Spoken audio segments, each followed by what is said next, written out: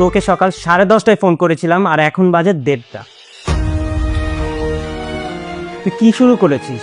তোর নিজের দিকে কোনো খেয়াল নাই, ব্যবসায় কোনো মনোযোগ নাই। গত কয়দিনে ব্যবসায় কি পরিমাণ লস হয়েছে তোর কি কোনো আইডিয়া আছে?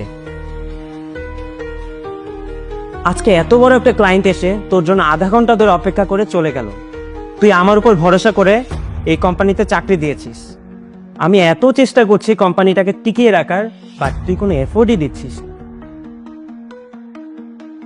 ব্যাংক থেকে নোটিশ এসেছে, ব্যাংকের দেওয়া লোন যদি তুই পরিশোধ করতে না পারিস তাহলে বাড়ি আর ব্যবসা দুটোই তুই হারাবি। এখন আবার কোথায় যাচ্ছিস?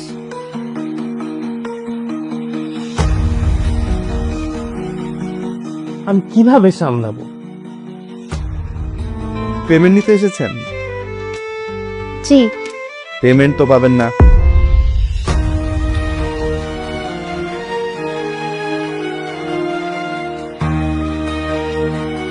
কেন কেন পেমেন্ট পাবো না? ঘটনা হচ্ছে আপনারা তো খাবার পাঠাতে একটু লেট করেছেন, কিন্তু সেটা না হয় মানলাম, কিন্তু খাবারের মান তো একদমই ভালো ছিল না।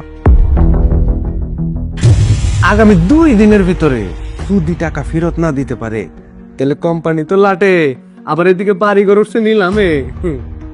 আশিক তো তাহলে এখন রাস্তার ফকির। এ তো শুনেই তো আমার মনটা ভরে গেল। কালকে থেকে তো আমার ঠিকানা রাস্তায়, আমাকে রাস্তায় ফেলে রাখতি। আমাকে কেন নিয়ে আসলি তুই? তুই চিন্তা করতেছিস কেন?